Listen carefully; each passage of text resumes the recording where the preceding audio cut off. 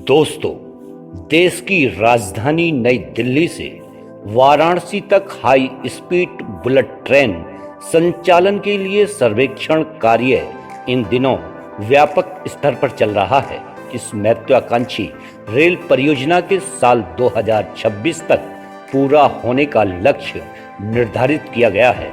इटावा जिले के चैपुला से हाई स्पीड रेल परियोजना का रेलवे स्टेशन भी बनेगा। उत्तर प्रदेश के इटावा जिले में आगरा लखनऊ एक्सप्रेसवे के किनारे हवाई सर्वेक्षण को किया जा रहा है। स्थल सर्वेक्षण भी किया गया है। बताया गया है कि हर 5 किलोमीटर के दायरे में सर्वेक्षण टीम ने पिलर पॉइंट तैयार किए हैं। आपको बता दें कि इन गांवों में जमीनों का अधिग्रहण होना है, जैसे इटावा जिले के लाडरपुरा, रामपुरा, कोआ, कुदरेल, टिमरऊ, खड़ैता, चैपुला, बनी हरदू, खरोंगा, नंगला, चिंता, खरगपुर, सरैया आदि के गांव के किसानों की जमीन का अधिग्रहण हाई स्पीड रेल प्रोजेक्ट के लिहाज से किया जा रहा है। सबसे बड़ा जमीन का अधिग्रहण चैपुला पर किया जाने की बात की जा रही है, क्योंकि यहां हाई स्पीड रेल परियोजना का रेलवे स्टेशन बनेगा। दिल्ली से वाराणसी तक बनने वाले हाई स्पीड रेल ट्रैक पर जिले में आगरा लखनऊ एक्सप्रेसवे के किनारे चैपुला कट के पास आधुनिक रेलवे स्टेशन बनेगा। 3 चरणों में मेट्रो की तर्ज पर पिलर पर इस ट्रैक का निर्माण होगा।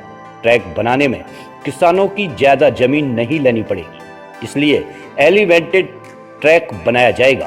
पहले चरण में दिल्ली से आगरा, दूसरे चरण में आगरा से लखनऊ और तीसरे चरण में लखनऊ से वाराणसी तक रेलवे ट्रैक बनेगा। यह ट्रैक आधुनिक सुरक्षा और संरक्षा के संसाधनों से लैस होगा। अधिकारियों की माने तो पहले सिर्फ दलदल व नमी युक्त जमीन की पहचान के लिए सर्वे किया जा रहा है। ताखा क्षेत्र में भूमि ज्यादा नमी युक्त बताई गई है, इसीलिए धरातल पर नजर डाली गई है।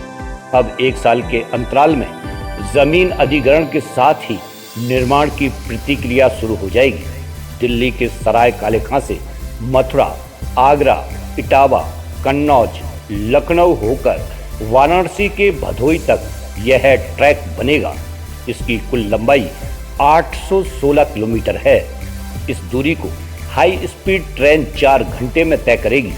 इटावा के ब्लॉक बसेहर, ताखा और सैफई के कई गांव इस ट्रैक से जुड़ जाएंगे। यह क्षेत्र अभी तक काफी पिछड़ा हुआ है।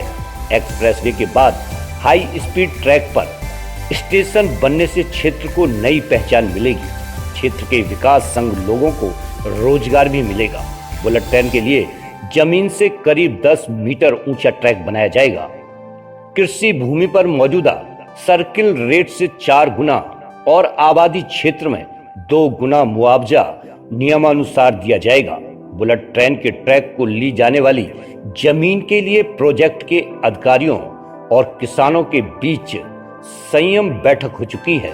दिल्ली से वाराणसी के बीच 14 स्टेशन बनाए जाने का प्रस्ताव है।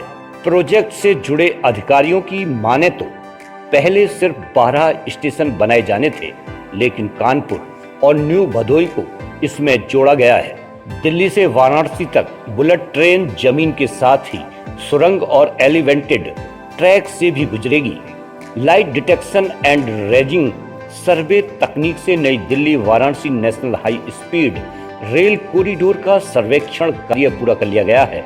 अब टेंडर सहित अन्य प्रक्रियाओं की तैयारी में national high speed rail corporation limited के अधिकारियों की टीम जुटी है।